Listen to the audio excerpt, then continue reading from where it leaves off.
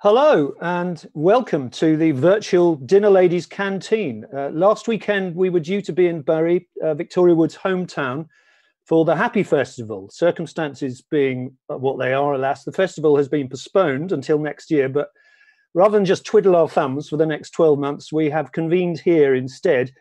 Now, today would have been Victoria's 67th birthday, so we're going to mark the day by talking extensively and in depth about Dinnerladies with four fantastic guests. But before I introduce them, I'm going to introduce myself as the unfamiliar face on your screen. My name is Jasper Rees. I'm in the happy position of being Victoria Wood's official biographer. I've been working on the book for the past 2 years and have been granted access to Victoria's archive. The book is going to be called Let's Do It, and it will be published by Trapeze Books in October. Now, in the course of my researches, I interviewed about 200 people for the book. And one of the most important people I spoke to was Geoff Posner, the director and producer of Victoria Wood as Seen on TV, Mensana in Thingamydoodah, Valderie, and all of the 1989 series of half-hour plays that Victoria wrote.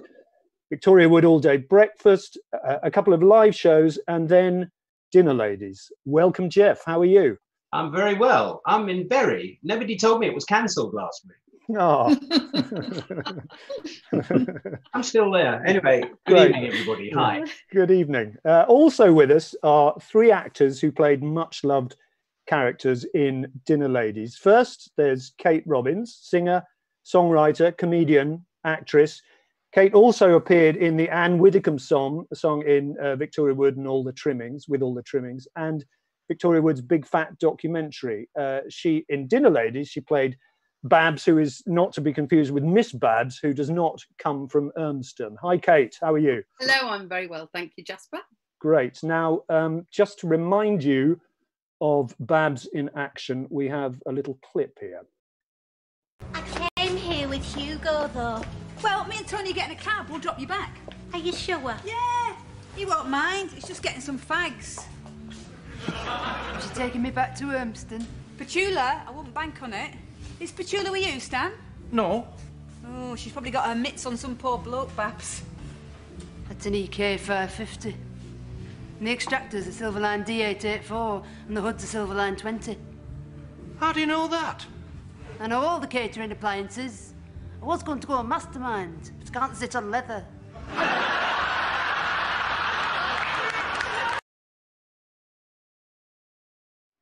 Are we back? We are. I apologise. We're back now. Also, joining us today is Sue Devaney, who played the secretary Jane in Dinnerladies, who was forever asking for 12 rounds of white, and who also, some of you may not know, inherited the role of Petula Gordino when Dinnerladies went out on tour as a stage show. Hi, Sue. How are you? Hello. Nice to be here. Great to have you. Also, Bernard Wrigley, self-described Bolton bullfrog, who first met Victoria all the way back in 1979. He sang on the, the iconic song Northerners in Wood and Walters, and was also in all the trimmings. You may recognise him as a member of the Associated Fettlers and Warp and Weft Adjusters Silver Band. Hi, Bernard. Good to have you. How are you? Hello. I'm very well. How are you? Well, thank you. Now, we have another clip that features both Sue and Bernard doing their stuff in Dinnerladies. What's going on?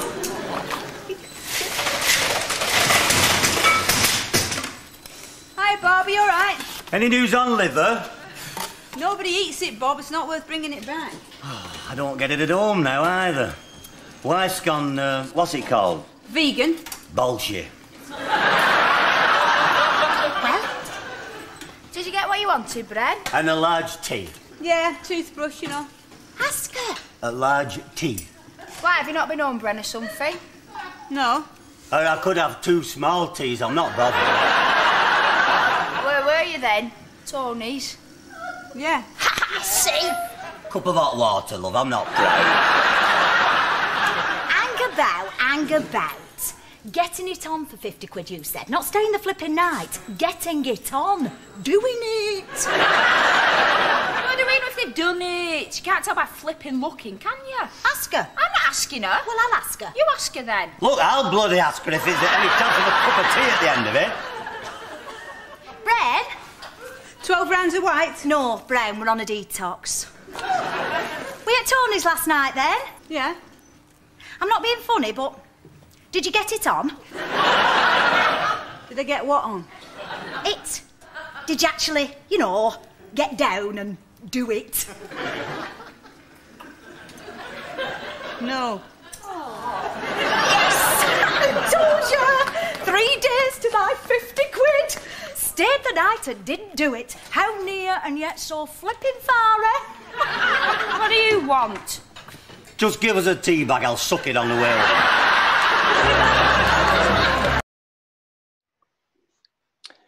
Wonderful stuff. Right, let me explain exactly what we're going to be doing here. We're going to start with a Q&A in which we are going to talk amongst ourselves.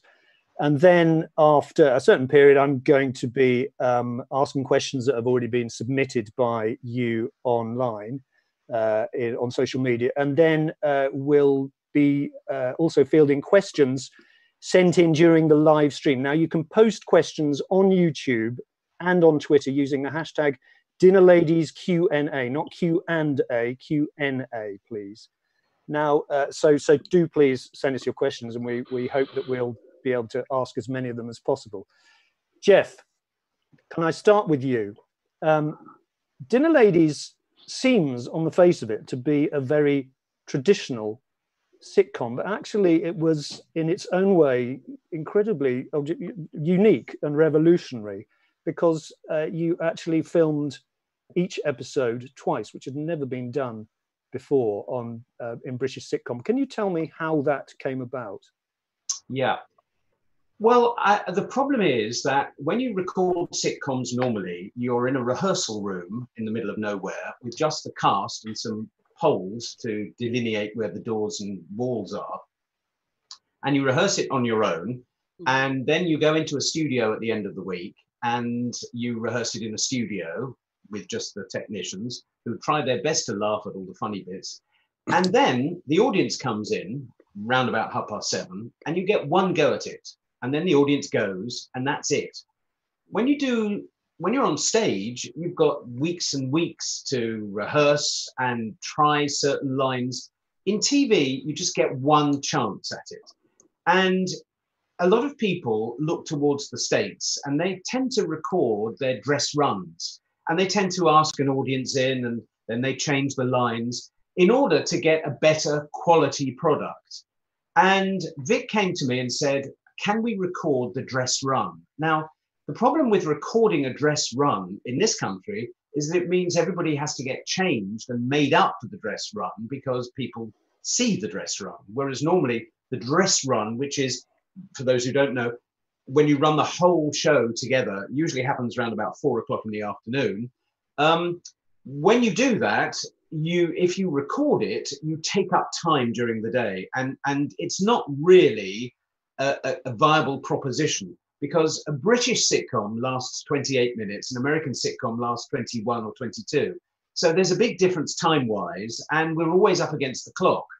So I had to think about it, and I thought, well, in the week, maybe it's possible to actually record the show over 2 nights. And I didn't really tell anybody that's what I was doing. I said to Vic, how about doing it twice? She jumped at the idea. And then what happened was we recorded it Friday night and Saturday night. And on Saturday morning, Vic would come round to my house because we lived quite near to each other. I'd have a VHS, if you remember those, how quaint, of the show. And she and I would sit down and look at it. And when something didn't quite work, we'd say to each other, what went wrong? And normally what goes wrong is either I didn't shoot it properly, and so the audience didn't quite understand what the joke was, or there was a little bit of kind of line rearrangement where the line didn't quite work, it didn't quite land as Vic would have wanted it to, or else the actor was very nervous and didn't do the line quite as we wanted, or else something was wrong with the scene. So it was a chance for Vic to rewrite certain bits. Then we do it again on Saturday night in front of the audience with the new bits in. And then I'd put it together, incorporating both the old bits and the new bits, so nobody would notice it was done over 2 nights. Now, I think the audience at home won't be aware of that. Hopefully they're not aware of it, apart from the fact that maybe there were more successful lines in this than there would otherwise have been if we hadn't had a chance to look at it. Thing is, it's very, very expensive to do, obviously, because you do a show twice. And only Vic really would be able to get away with it because of the power and love that everybody had for Vic stuff. And I don't think it's been attempted, certainly never before, and not since.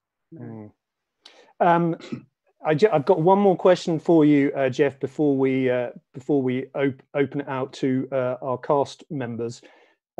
Could you tell me about casting? Because Victoria, obviously, she had her gang for who she approached before the scripts were completed. Julie, Celia, and Duncan. She also, I know, wanted to rope in Anne Reid and Thelma Barlow. As for the casting of the rest of the show, including the actors we see on our screen now, how did you and Victoria go about doing the casting? I know, as seen on TV, you didn't have a casting director. It was just you two. You did have a casting director for this. Yes, yeah. What were the little sort of private communications you had with each other in the casting room? Well, in the casting room. Well, that would be telling, wouldn't it, really? Let me just explain. Well, I'll tell you. Let me just explain that the casting process is when you ask 5 or 6 people to come in and read for a part. And they normally get sent this part the day before so they can have a look at it. You know, when you're doing comedy, it's very difficult because it's possible to have 5 different readings of the same lines, 5 different interpretations, and sometimes one is particularly funny, and I can't explain why, and I certainly don't want to now. But I would draw up a list of actors that I was interested in, Vic would, and the casting director would as well. And then we'd kind of combine the list together, and the casting director would invite 5 or 6 people in for each part. And we would know very quickly by little signals to each other whether we liked somebody or not. The worst thing in the world, I think, as a non-actor, I think casting is a horrible process. I'm sure the guys here would agree. you kind of put yourself on the line, you go and read a part, you think you've done really badly, or you think you haven't done badly, but then somebody says, thank you very much, goodbye, and then you go. It's a horrible process, so we tried to make it as much fun as possible, but we kind of knew who was right for the part and who wasn't. And the reason we wanted to use a casting director is that Vic was very keen to invite people that neither her nor me would know, particularly from the north, particularly in areas like Bain casting that we weren't familiar with. The casting director would go out and find people that were unusual. So there were lots of people who weren't familiar faces on TV and inviting them to throw themselves in front of the audience, which is, I know, a terrifying process. But that was the reason that we used a kind of a core group of people and lots of people that we wouldn't have worked with before. Sue, what are your memories of being cast in Dinnerladies? Do you remember my the casting? gosh. Were we nice to you, Sue? You were lovely. Geoff, you were lovely. But I was so nervous because I'd just finished, I think it was 3 years in Casualty, and that was obviously very serious. And when I went down to audition for Dinnerladies, I remember sitting in this room and there were about 10 other girls going for Jane. And I was looking around thinking, oh, she looks like a Jane, she looks like a Jane, she looks like a Jane. But when I got inside the room and Geoff was there and Vic was there, I was just so beside myself with excitement to meet her. Yeah. And then when I read, I thought, oh, I don't know if I've done that all right or not. But obviously Geoff must have been giving that look.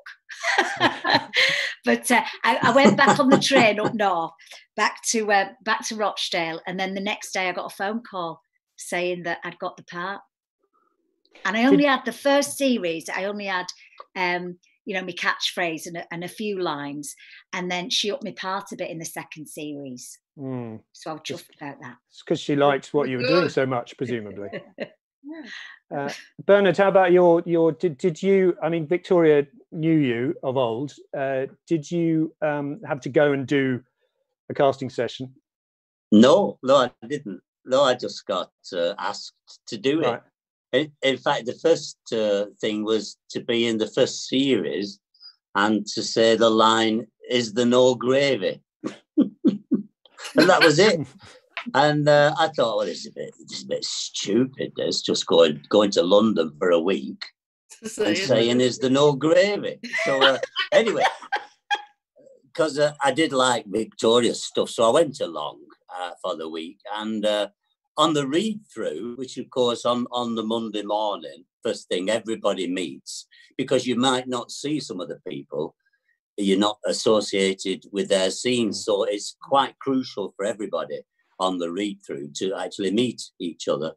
And on the read-through, when it got to my 4 words, I said, "Is there no gravy?" And I got a round of applause. I was touched. I was really touched. But the same thing happened to you as happened to Sue, that she liked what you were doing and she wrote more for you. Isn't that? Well, that's right. Because I said to her, "Why did you ask me to say is there no gravy when and spend what was it, 800 quid or whatever it cost, when you could have had somebody in for the day for 100 and odd?" And she said, "Well, I knew that you could say it how I wanted it." That's her secret. Yeah. And then not long after, I saw an episode of Ripping Yarns, Michael Palin, and the closing credits were there's a fellow walking down the street who hadn't been on, just a back view, and he was walking away. And as he got almost outside, he turned round, and it was John Cleese. And then it said, "Manning Street, John Cleese." And I thought, well, if he can do that, I could go and say, "Is there no gravy?" Because I'm speaking.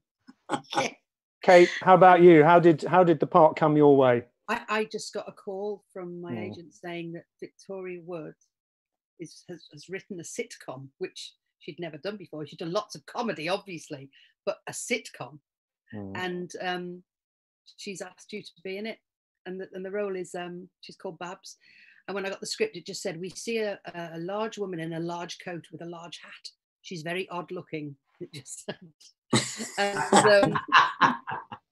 and they look. We got rid of the hat idea, but the coat, you know, the sort of the big overcoat that I always wore, like a checked coat, and people used to say to me, "Oh, it's padded. It looks hilarious." No, it isn't actually. But it was apparently Lou Beale, the character of Lou Beale in EastEnders. Played by Anna Wing, who's not with us anymore, but Anna Wing got written out of EastEnders in 1988, and it's the same coat. So the BBC, penny pinching BBC in their costume department gave me the coat. So there you go. But it's perfect. It was a perfect coat for Babs, you know.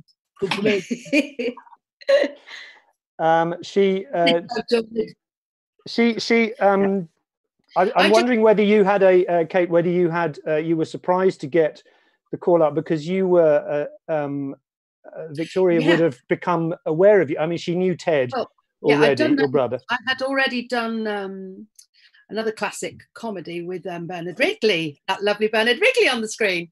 He played my on-screen husband in Last of the Summer Wine. Made gypsies in that, and I don't know whether she saw me in that, but she knew that I could obviously do comedy because she'd seen me as an impressionist. She knew me. See, I was doing impressions of Vic years ago in my TV series. I'd sit at the piano and I'd do a sort of spoof, you know, of "Let's Do It," you know, but with different words. And although she never actually said to me, "Oh, I loved your impression of me," she let it be known that she'd seen me on my show do her, and she approved. I can't put it any more than that. She approved. So she knew I could do different voices. And I think she let me find a voice for Babs, because I didn't know I was going to stick my chin out and go, "Come from Urmston." But I said to her, she's a bit odd. She said, "Yeah." She said she wanted a little glaze eye. So we're just going to stick my chin out. And I went for it. Yeah, strange. But she let me develop the character. Yeah, we'll talk about Babs in a little bit. Geoff, I wonder if I could just ask you about the way in which Victoria crafted her script in such a way that she knew with absolute certainty that the laugh was going to land. Well, if you look at a page of her script, you can kind of see how she actually plans everything so that they land correctly. Yeah. And if necessary, she will plant stuff in an earlier part of the episode and then recall it, something that you'd forgotten, something that perhaps occurred that you never thought twice about. And there's a really, really good example in the Christmas program when they all have a party and they all start drinking. And Jean gets a little bit tipsy and spies Tony in the corner of the room. And if that's not a cue for a clip, I don't know what is. Where are they? Your men. They've gone to look at rad valves. I should have been a rad valve. What are those chips? Anybody's. Brilliant idea of Brent. I should have said yes to Carlos. Did you not have a soft drink, Jean? I hadn't budgeted for chips, calorie-wise. Do you want to know what I got for Christmas? Of course I do. I'll get the boys. If Jean's drunk and there's chips available, I think we should make tracks. I can't afford a fried food fiasco at this stage. Not a negligee, not silk stockings. A top-of-the-range mole wrench. Well, we're men, Jean. He's not a man. You're a man, Tony. Steady on, Jean. Breathe in. Can you smell my Charlie?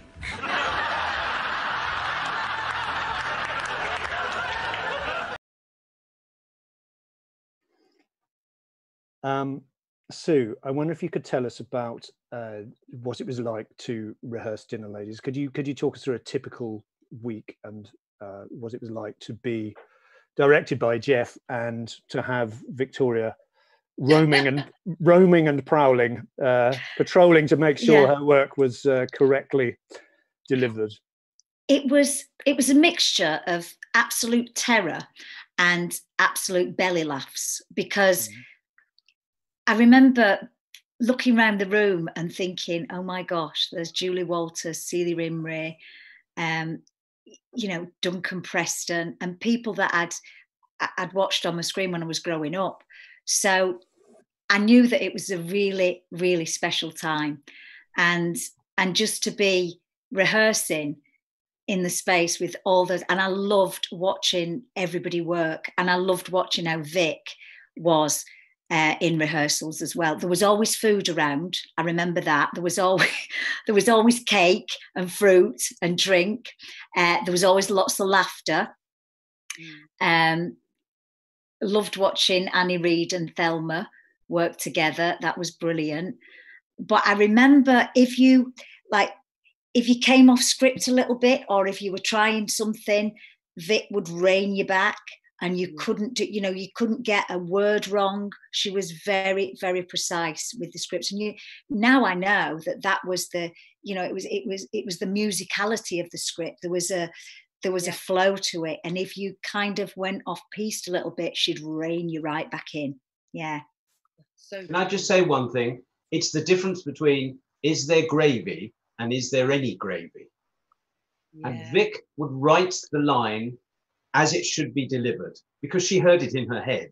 And it was true with every single bit of her work. Certainly all the stuff we did together, there was no approximation. You had to say what was written, because it was funnier. It was funnier. You got more of a laugh through sticking to the script exactly than going off at any tangent. No. And I must point out, Jeff. Sorry? I must point out it was, is there no gravy? Oh, is there no gravy? Well, as opposed to is there any gravy or whatever. Yeah. You know, she knew that is there no gravy would be funnier. And that's why, you know, when she wrote a particular collection of words that went together, it was like poetry. She wrote them in order to be said in a certain way, in a certain rhythm and all that. And if anybody destroyed it, they would destroy the joke. Bernard, sorry, Kate, go for it. You're right, Jeff. It's like poetry. There's meters, there's rhythms and meters with comedy, and you know, and it has to flow in the right. And she knew exactly the way she wanted it to be delivered. And Sue's right. We weren't allowed to change one tiny little word, not one. I tell you what, I do remember though, which I loved. When we were rehearsing at lunchtime, there was a naff calf over the road, and we all used to go, and we all used to follow suit and have with egg and chips. Vic's having egg and chips. We're having egg and chips. Yeah, it was great. We all used to go. Yeah. And gravy. No, we'd never have gravy. Yeah. Bernard, can I ask you about whether you perceived a change in the way Victoria went about creating her comedy from Wood and Walters, which you made with her in 1981, all the way through to, you know, 17, 18 years later when you were on Dinnerladies and then on All the Trimmings? Wood and Walters was a very different experience. She didn't have a Geoff Posner back then, and she didn't have an audience that she was, or rather that the production was involved in selecting. She had a very different audience for Wood and Walters.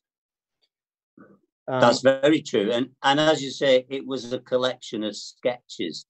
And 19 years later, the depth that she achieved in bringing Dinnerladies together was really quite striking. And especially the difference, I think, between series 2 and series 1 is quite striking. Does anybody else think that? Yeah, but Bernard, you know, sorry. Can I just say, when you were involved in that, which show were you involved in? Is it 17? Wood and Walters. Yeah. Wood and Walters. That's the one that my brother was the warm-up man on, and and Julie tells the story herself. I know that Ted couldn't get a laugh. They were all just little old ladies, couldn't get a laugh out of them. So he ended up just dropping his trousers. And did he get a laugh? Oh, Yeah, but it made Vic and Ted were lifelong friends after that. I don't know whether she liked his bum or what, but it was just, he loved the way Ted just went, oh, I can't make them laugh, so he dropped his trousers. I mean, honestly, you know. But it just shows how mad that was in those days. Imagine doing that now, you'd be arrested. And actually, that came about, I think, Wood and Walters, because it was Anne Reid's husband who produced it, wasn't it? Peter Eckersley. Yes. That's right. Yeah. And the director of it, Stuart Orme, he had done the year before, he directed The Mersey Pirate that I'd been in. We lost a lot of that because of an industrial strike. Yeah. My first of a few. I remember where we were rehearsing, there were steps were rehearsing for the oh yes, do you remember? Yeah. And I was really into steps at the time, and H came in and I made him sign this thing. He was in this magazine and he was like naked in this magazine, and I made him sign his bottom, and he said, I've got some tickets. I've got some tickets for I think they were at the arena or somewhere, weren't they? And we went, me and my kids, Vic and Julie. Did you get a ticket? Yeah, and Vic took Henry and Grace. I can't believe it. Everybody went, and I was like, "Are any tickets going?" No, Sue, no tickets. Celia Imrie went. They were on front row. Vic, and now I know you went. I'm so jealous. Never got to see them. We all went with free tickets. Yeah, it was lovely because they were in the next rehearsal room to us. I know. Yeah. Permit me to suggest we've gone slightly off topic with half of you lot going off to see Steps at Wembley. Steps, H from Steps, did Victoria then asked him to be a cameo, didn't she, in Victoria Wood with all the trimmings the following year. Mm-hmm. Kate, could I ask you a bit more about Babs? You know, a lot of people have said on Twitter they had no idea it was you playing Babs, which I imagine. I think that's probably a compliment. I hope. Yeah. I mean, I hope I don't look like Babs normally, although my hair looks pretty similar today. How prescriptive was Victoria with that role? Was the character? But this is a question actually that came on Twitter earlier. Was the character based on anyone, or did she give you leeway to do what you wanted? Yeah. Not the words, but the way I performed it, it was quite organic. We would try something in rehearsals, and if it made Vic laugh, it stayed. And I just tried this voice, you know, sort of like that, and it made her laugh. And if she laughed, you were thrilled. You know, if you made Victoria laugh, you felt you'd won the World Cup. Do you know what I mean? Yeah. So when I had to say, you know, the lines like "I come from Urmston." I mean, I remember thinking I wasn't even aware of Urmston that much as a place, but now, boy, do I know where Urmston is. I must say, I didn't recognise you either when I saw it. Didn't you? I played your husband a few years before. You can't have vanity in comedy, really, because if you do, it's not going to be funny, you know. And exactly. And I just had to have, I mean, no face makeup, horrible broken veins on my nose. They were my own. I think they added some extra broken vein. I pieced my hair down and I put a headband on. It was in my own hair, obviously, and just no makeup. Just as I say, I stuck my chin out like that. But she loved the character enough to bring her back for another appearance in the second series. And the same thing happened with Sue. I mean, actually, in the first series, you're credited. We know she's called Jane, but she's credited as first secretary, and then someone else's second secretary quite early on in the first series. And then he loved what you were doing so much that you just kept on coming back, and you became a very key character in the second series. Did she talk to you about this, or did it just arrive as a sort of fait accompli that you just had more work and more to do? It just arrived, so I was thrilled. It just arrived, and then she wasn't the type, was she, Sue? She wasn't the type that sort of go like, oh, there'll be another series, you'll be in it. She wasn't. She'd never. No, not at all. You were just chuffed to bits that you thought, I've got another sentence. Oh, I've got another line here. Yeah. Oh, she's got another funny comedy line. Yeah. So it was. I think for me, it was the whole thrill of being in that space with all those wonderful actors and creative people. You know, it was. I remember there was Dora Bryan and there was Eric. What's his name? Sykes. Thank yeah. you. I mean, you know, that was one of my favourite. I mean, when I saw those people at the read-through, I was like, oh, Eric Sykes is in it as well, and Dora Bryan, you know. And Thora Hird. Thora Hird. I remember the party because it was, I think that was at the second series, Geoff. Yes, yeah. And they all had to bring their mums, if you remember. Bring your parents to bring work. Your parents' day. It was the first series. Was it the first? Speaking as the biographer, it was the first series. Well, I remember Thora. Yeah. Episode 4 of the first series, Moods. Oh, he's good. Isn't he good? Yeah, it's very good. He's done his stuff. I tell you, when he interviewed me, I'd say something and he'd say, well, actually, that's not true because I haven't. Okay. But I remember the first series when it was Bring Your Parents to Work. Thora Hird was, whose mum was Thora's? She was Dolly's mother. That's right, yeah. But Thora was in Thelma's mother. Thelma's, yeah. Thora was in a wheelchair then, and we went out for a drink afterwards. I think Vic had hired this place for a drink. Anyway, it was up the stairs. Yes. So there was Andy Dunn, whoever else. We literally lifted her up in the wheelchair. She had a glass of red wine in her hand, and there she was being lifted up these stairs in a wheelchair. Yeah. I was just watching that episode again this week and spotted that line that Thora Hird has as Thelma's mother when she says, she proudly claims, I don't have a sense of humour. Now, that is something that Victoria said that her mother, I mean, once when I was interviewing Victoria, she said, my mother always proudly claimed that she doesn't have a sense of humour. So I think that she gave that line of her mum's to Thora. Geoff. Yeah.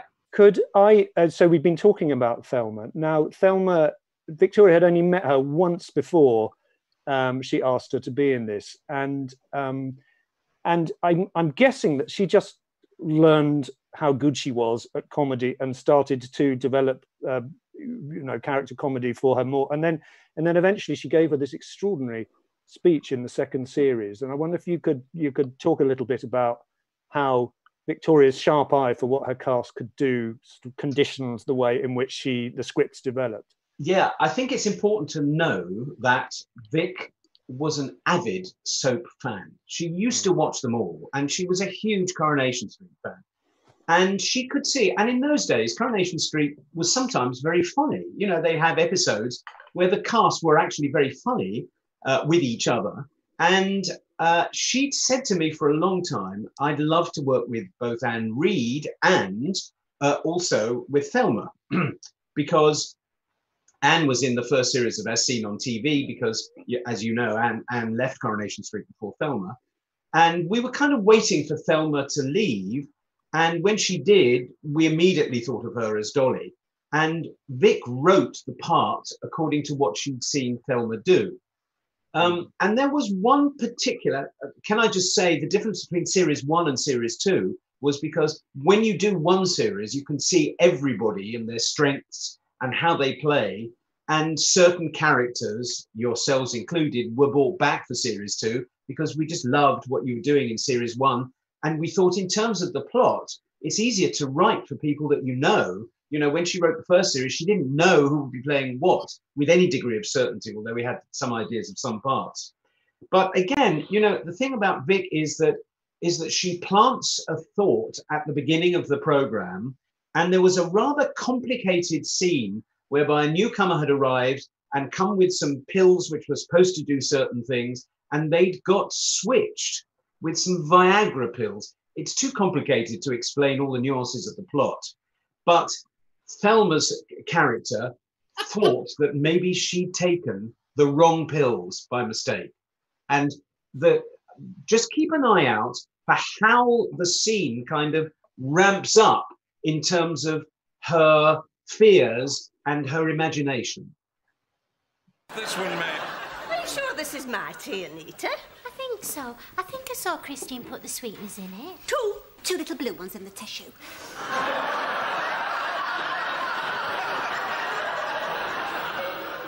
sweeteners are white and a little... What are the blue ones? Viagra.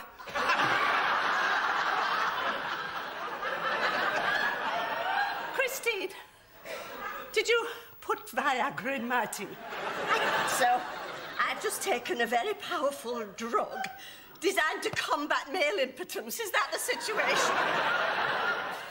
What will it do to a woman? Where will it go? What will happen when it gets down there and finds there's nothing to pump? It'll be like a Range Rover going top speed into a cul-de-sac. It'll bounce back and head straight for my heart, won't it? I'll die of a heart attack. What else will I get? Nose hair? Am I going to start driving with one elbow out of the window? Leaving the seat up? Weeing at random, missing the ball altogether? It won't do anything. Can I just say... No, I'm talking now. I don't know how long I've got, so I've nothing to lose. The others were right about you, but I couldn't see it. You smell. You make personal remarks. You mix your tinned tomatoes up with your butter beans. You blow your nose on your tabard when you think nobody's looking. You've upset each and every one of us, but worst of all, you've made me fall out with my very dear friend Jean. And I will never forgive you for that, you slimy, two-faced, flatulating bumhole.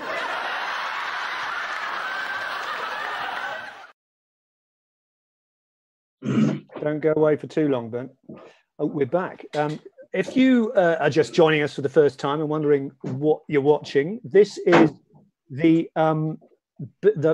Happy Festival, which has moved online. It was meant to take place in Bury at the weekend, and it's a very professional operation, as you can see.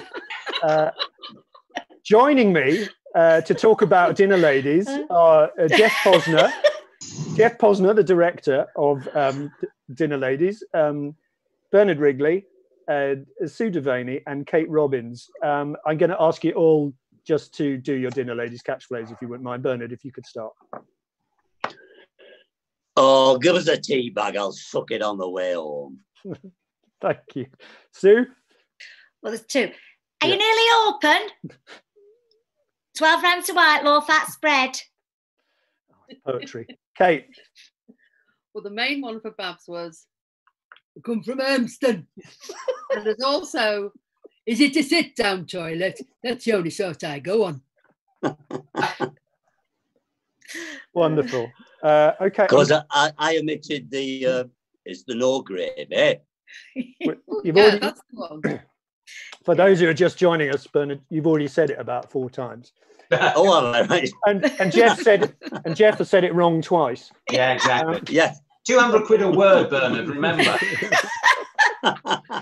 Right, I'm gonna see if we can go a little bit off topic now. We've been talking about Dinnerladies since 8 o'clock, and just a couple of more questions from me before we take in the questions that we've received online. Bernard, do you have a memory of singing Victoria's song, Northerners? It was Victoria and Julie on Wood and Walters, and I think it's probably the most showy and enjoyable kind of. It's a real kind of entertainment song on Wood and Walters, and it was you and John Dowie and an actor whose name I've forgotten, who were the sort of backing band. Same here, and I can picture him. I can just see him in front of me, and I can't remember his name, but I'll look it up. Me too. Yeah, it was a great thing to do. I think she'd based it on groups like the 5-penny Piece and the Oldham Tinkers, because we were overt Northerners. Yeah. And I had a stupid hat on about this size. I wore a pair of clogs. And I said, do you want me to do a clog dance in the middle? Which she said, yes. I said, well, it'll be a very poor one because I can't do a clog dance. So I just shuffled on me clogs. It was as bad as it looked. And I played the concertina on it, which is unusual for a television program. And it was just fun to do. I mean, that whole program. I played another scene. I played a dead body. I remember Michael Angelis was in it, the actor, another chap, and they were pulling this dead body that was me, covered in blood, and they came up to a door and knocked, and they said, obviously being mafia people, and they said, "Hey, we brought him," and it was Julie Walters who was opening the door. She said, "Oh no, you'll want Elsie at number 30." Sing a bit. Bernard, sing a bit Northerners song. Sing a bit. I can't remember it. It's very. I mean, it's a real kind of a kind of classic Victoria Wood patter song in that the lyrics are very, very cluttered. A little nerdy point from me that many years later, when Victoria was fronting a documentary called Victoria Wood's Nice Cup of Tea, she and her film crew and her director were in New York, and they managed to pin down Morrissey to do an interview. And Morrissey had been a huge fan of Victoria's for years, and indeed he tried to meet her when she was doing a residency in the West End in 1990, but she was too knackered, she didn't have time, and she said no. But anyway, they went to see Morrissey playing somewhere in New York the night before she interviewed him, and he was singing whatever song, and he stopped it halfway through and started reciting the very bleak last lines of Northerners, and Victoria just turned to her direction. She said, "He's reciting my song."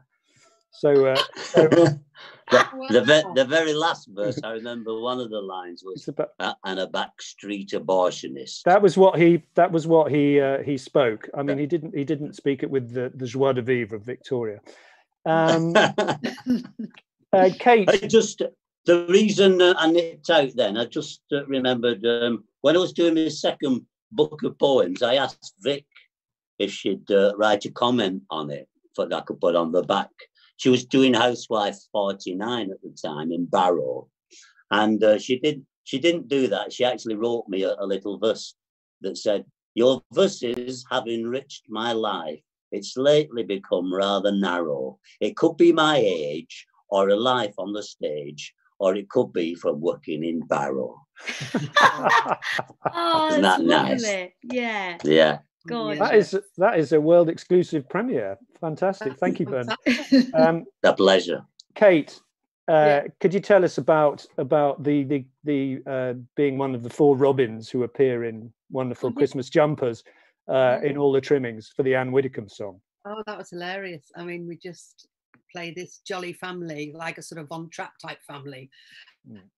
In rehearsal, the story is we're in a rehearsal room and she says, "I've got to write this Christmas thing for the BBC. Oh, I need some Robins." Cue Robbins. And my brother Ted, who she knew, who was her warm-up man when she was doing Wood and Walters. And then she knew I had a sister Amy, who was an actress and a singer, and she knew I had a sister Emma. But she didn't include the other sister Jane, because there's loads of us, because she'd never met Jane. And Jane was in the Eurovision Song Contest with me, actually, in 1980. Oh, I guess complicated. But and Jane was like, "Oh, I haven't been asked." I said, "Well, she'd never met you," because she'd lost count of how many brothers and sisters I had, basically. But that was great fun. We were filming that till midnight, I remember, with all fake snow and doing the Anne Widdecombe, la la la la la la. I think Victoria actually did contact Anne Widdecombe to find out if it was all right to sing about her. Yes, there is a letter. There's a letter that she wrote that's in her archive, and she's in the conclusion of the letter. She says, "Please don't say no, because otherwise," I think it says, because Anne Widdecombe scans better than Mo Molam, who was the other person she could have done it about. Yeah. And Vic, she wasn't a political person particularly, although I did sort of know some of her politics, but she wasn't. She didn't want to be rude to Anne Widdecombe.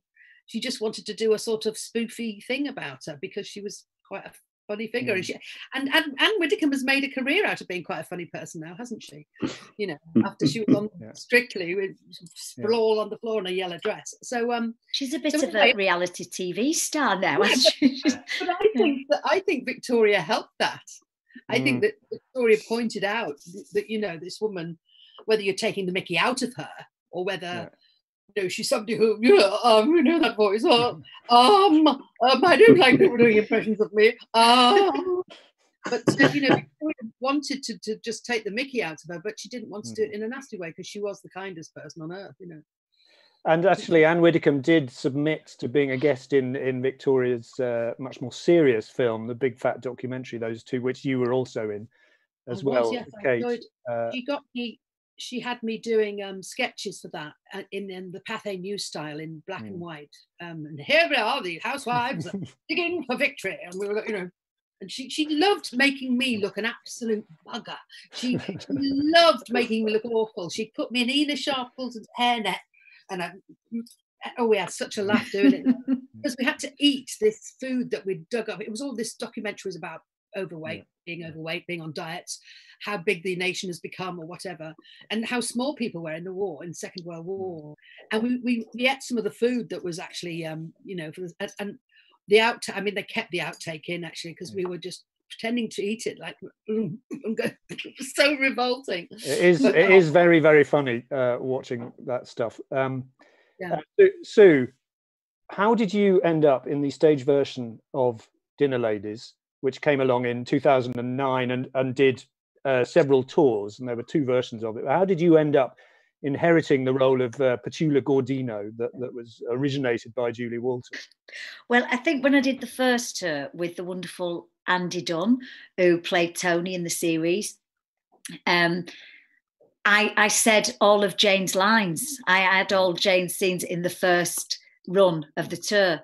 So when we came to the second tour, which was a you know, more of Vic's episodes put into a show, Dinnerladies Second Helpings it was called, the producer said, well, I don't know what we can do with Sue because we've used all the lines up. And Vic said, well, get her to play Petula Gordino.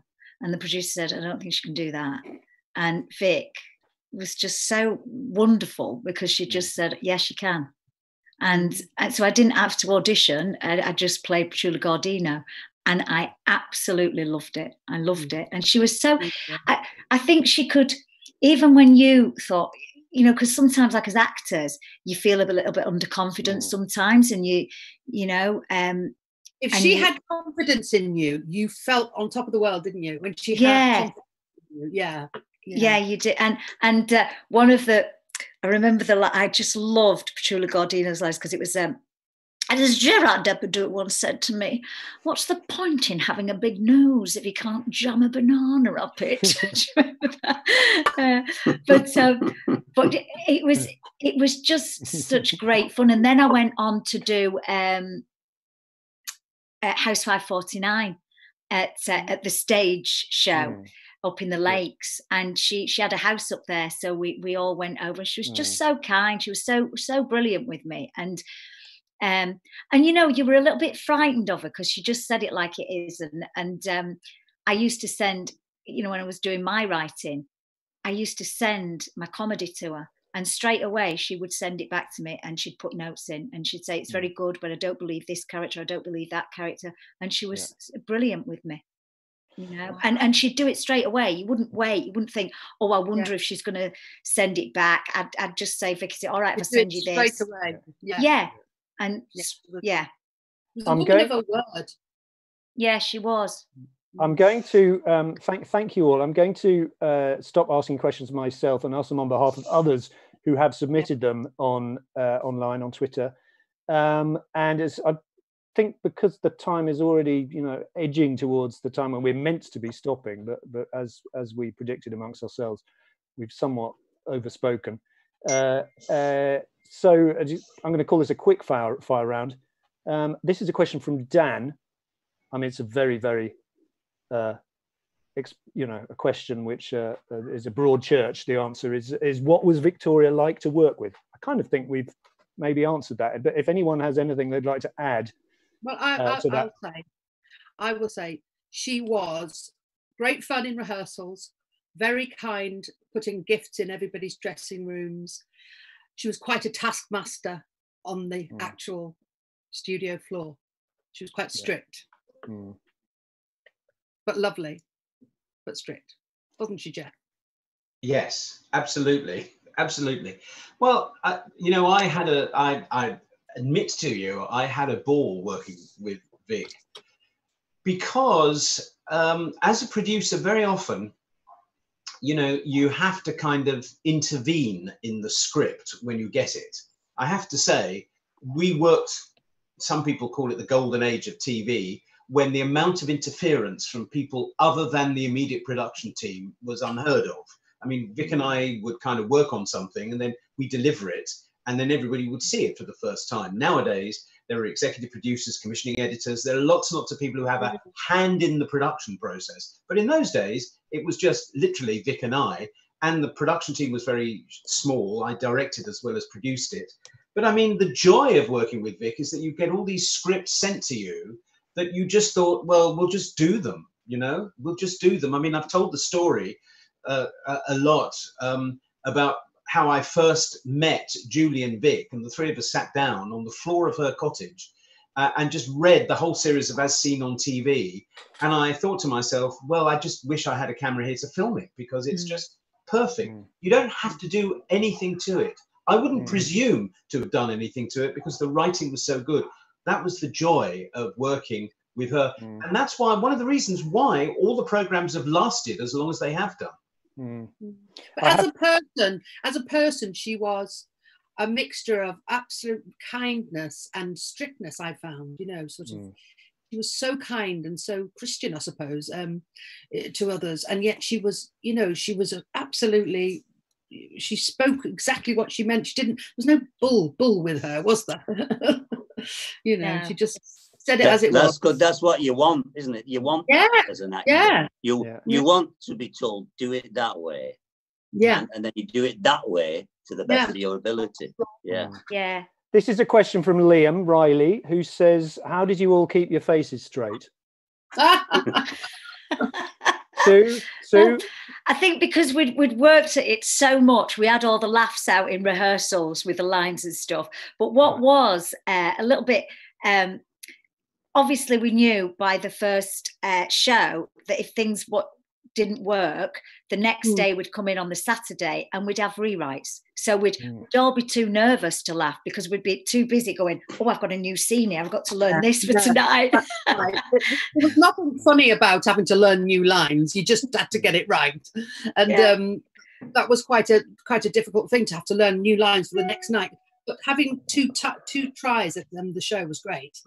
But keeping a straight face, you just had to. I mean, that's comedy. You have to keep a straight face. Well, sometimes we didn't. Sometimes things would go wrong. Hey, do you remember that time when something went wrong and the toaster on the set? What happened? Didn't she start making toast for the audience, Geoff? Yeah. We had a breakdown, and it was a proper toaster, because that was the only way we could produce toast. You'd walk into the studio and all you could smell was toast. I mean, it was the most extraordinary TV studio. But actually, while we were waiting for the technical thing to be fixed, Vic cooked toast and flung it out into the audience. She was handing it out to everybody. The bits in between the stuff that we did that was recorded were also really, really special, because, you know, I have to say, what my philosophy when I make a TV show is that when you're doing comedy, the atmosphere has got to be good amongst everybody, and only when the atmosphere is good can you produce proper stuff. And I know Vic was very, very kind of scary at some point, because as you all said, she didn't allow any kind of variation in what was said, but she wrote lines that you would get laughs on. And a great feeling of going into the studio, knowing that you had some really good lines. And she was so generous with her lines. Everybody would get really good lines. Somebody would come in and say just a few things and then go out and get a laugh. Where it's very rare in a TV comedy to have everybody with a view and their own laughs attached. That's so true. Yeah. I've got some. I have to interrupt now because we can't go on for much longer. But we can. Well, I've got a message saying nearly YouTube now. Nearly shut us up. It says here from our boss. Anyway, I'm going to read some questions out here. Geoff, quick answer: did the BBC try and get Victoria to do a third series? Yes. Was it ever a consideration with her? No, the BBC said, well, the BBC wanted more, but it was impossible. Series 2 was so difficult that she said, I can't go through this again. The BBC, I have to say, said, can we get someone else to write them? And that was the end of the conversation. Yeah, that would have gone down well. Okay. Someone whose name is AMOC says, do any of you still watch it back?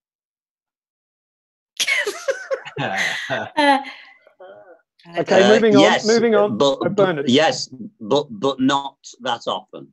And in fact, it's when I'm prompted by somebody who says, "Oh, I watch it all the time. It's on such a channel, and I've got the disc, and I love that episode." And I think, I've not seen that for a while, so I go and stick it on, and it's really good. Yeah. I think as actors, though, sometimes you don't like watching things back that you've been in, do you? No, it's nice to watch the other episodes that you're not in, really. Yeah, the other actors.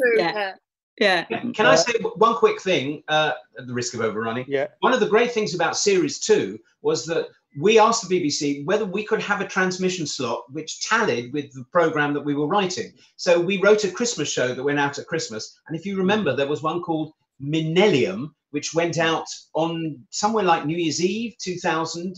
I mean, it was timed over a period. Again, that was very rare. BBC said yes, very rare thing to be able to tie in the time of year with the content of the programme. And it got an audience of... Sorry, Kate, sorry. You think about the stars that she got in the with all the trimmings. I mean, the people who were queuing up, film stars, to be in that show, just to be in Victoria's show. It was amazing. Remember Richard E. Grant being so thrilled he was in it, I remember I used to love watching it before the live audience, before we were filming the episode, because it was like watching a sports person just before they were about to go on to do a race. She would do exercises around the back of the audience. She'd psych herself up. She was really focused, and then she'd go in and just be the brilliant Victoria Wood. Here's a great question. She did the warm up. Yeah, she did. Yeah, she nicked Ted's job, Kate. I know. She didn't drop her trousers. She didn't have to with that audience. Anyway, here's a good question from Samuel Evans. Again, if you could keep it brief. Question for all of you. Being a very young fan of Victoria's work, did you believe many younger people and generations yet to come will discover Victoria's work? Oh, that's a good question. And where should I they think they start? certainly will, because it's timeless. Basically, it's timeless, and all good stuff gets rediscovered by generation after generation. So definitely, yes. Yeah. I think as well that that those kind of comedy shows now, they're getting less and less, and I think that kind of writing and Vic's writing will stay around forever. And I think now it's on Netflix. I think it'll have a whole new young generation. But I know I think a series like Dinnerladies, people watch it again and again and again and again, and they find something new, because her writing is so in depth. They find something new in it every time they watch it. One thing that Vic actually celebrates is being from the north. And I don't know how that's going to go in 20 years' time or whatever, because, it was a kind of fondness for the north and things northern. You don't get much of that these days. I think with social media, all of that sort of quaintness of parts of the country and how people speak and how people relate to each other, it's kind of disappearing. So I hope people understand, especially her early work, what, the sentiments behind it. So would the line spoken by Susie Blake in Victoria Wood As Seen on TV as the continuity announcer, we'd like to apologise to viewers in the north. It must be awful for them. Are you saying, Geoff, that wouldn't land in the same way as it did in 1985? No, not at all. I mean, ironically, in this horrible situation we're in now, yes, there are kind of people speak about those kind of things, but I don't think people quite understand the sentiment behind the line as it was originally written, because it doesn't mean anything these days. It's funny because me being a northerner, she'd come round to my house. I lived in Bedfordshire, she lived in Hampstead, and all we'd do was talk about the north. Being in the north, we'd have cups of tea, we'd eat sarnies, you know, like butties like we had in the north. We were sort of reliving our northernness together, you know. Yeah. Looking through these questions, I'm just going to pick out a couple more. Actually, this is actually one that I can answer myself, which is did I mean, it's a question for Geoff, but I boast I know the answer more, which is did Victoria consider doing? I'm sorry, I haven't credited the questioner, but did Victoria consider doing taking the story of Tony and Bren on further? And she did actually sort of have a dream of doing it a little bit more, and she wanted to sort of wrest back the rights to, or to do another version of the stage show, but she realized she didn't have the rights to do the stage, so she couldn't do it. But she did, I think she did want to complete the Tony and Bren story in Scotland. And I mean, one of the things that I love about that the second series is that Victoria did have a sentimental side, didn't she? And she gave herself a love story, which is strung out over 10 episodes. I remember the scene where they kissed. Yeah. And the audience went, ooh, as if they were kind of hoping that it would happen. Were really pleased that it did, because, you know, the thing about Vic is you never knew which way. And very, very boldly, she wrote in that Tony had cancer and that, you know, he was seriously ill and all of that kind of stuff, which again was unheard of in a comedy program. And the fact that they kind of ended up together, would they, wouldn't they, would they, wouldn't they? And then when they did kiss, I remember thinking the audience have invested in this program and they care about what happens to them both. And when she put on the outfit for the Christmas party and you saw her gorgeous legs, because Victoria had great legs. Yeah. And everyone in the audience, they had to stop filming, I think, because everyone was going, woo, because she had black stockings on. Yeah. I think that is... Honestly, we used to have to stop filming sometimes because we got so many laughs. It was too much laughter. Do you remember that, Geoff? Yes. I have to say, applause is something I normally cut out of comedy programs, because it just makes I think it makes the viewer at home a little alienated from it, because the viewer at home thinks, why are they all clapping? They're clapping because they loved the line. And very often it's unusual that you have to cut out half of the laughs because it sounds... Would they have ever laughed so much? Well, they did, because, you know, that's what happened. We could go on for a very long time, but I am ruthlessly going to draw these proceedings to a close, for which I apologise to those of you who have submitted questions which we have not got around to addressing. Very sorry about that. Can I say thank you to Bernard Wrigley, to Sue Devaney, Kate Robbins and Geoff Posner. I'd also like to thank Liam Richardson, our tech unicorn, who's made this whole thing happen. Thank you to Diana Hamilton of the Hamilton Project for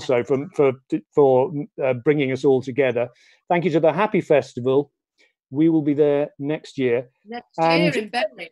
And I would love to point anyone who's watching now live to the Facebook page, the Happy Fest Berry, all one word, where there'll be a watch party of festival content for our viewers now 5 minutes after this Q&A ends. So thank you all very much indeed. Thank you, Jasper. Well done. Yeah, thank you. Jasper. Thank you very much, Kate. Jasper, yes. You look like you look like your shirt's about to fall off. Well, that's because it's nearly bedtime, Kate. Anyway, we are going to finish... Simon Cowell, you see. Tips. Have you all stopped talking now? Enjoyed it. I hope everyone enjoyed it, and it was lovely to see you guys again. Yeah, it's lovely. It's lovely to see you. Yeah, it's gorgeous. Yeah. It's not Christmas, but it is on this podcast. I need to tell you about this Christmas song, though. This is the one thing that Vic let me and Bernard rehearse ourselves and do the dance ourselves. We made this dance up. She just let us go wild, didn't she, Bernard? It's fabulous. Enjoy it. Thank you very much indeed. And now yours, Dolly, just says 8th of April. 8th of April, 19... 19 or what? Hiya! We're doing requests. Oh, what a brilliant idea. What are you talking about? We're saving up to send a poor little lad to Disneyland. Oh, is he poorly? No, he just wants to go. Oh, it's for Mr. Michael. We're having a whip round. Any requests? Do you know you'll never something with an Eskimo? Alma Corgan. Do you know it? No. What's that thing Ross Conway used to play? The piano. No, it was a tune. Oh, no, it's gone. We're doing songs, Stan. Got any requests? You know Mr. Woolsey Air Raid Warden now by George Formby? No. Didn't think you would. Turned out nice again. Bloody hell, you try and bring a bit of entertainment to folk and all you get is hard faces and Alma Piggin Corgan. We've only come here to do you a flipping favour. Well, we only know one bloody tune anyway, so you can have that and flipping lump it. Jingle bells from the middle after 4. 4. Dashing through the snow in a one-horse open sleigh, o'er the fields we go, laughing all the way. Ha ha! The bells on bobtail ring, making spirits cry. Oh, what fun it is to sing a sleighing song tonight! Ho! Jingle bells, jingle all the way. Oh, what fun it is to ride in a one-horse open sleigh! Hey! Jingle bells, jingle all the way. Oh, what fun it is to ride in a one-horse open sleigh!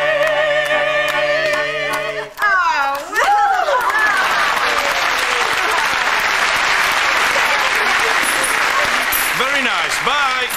So...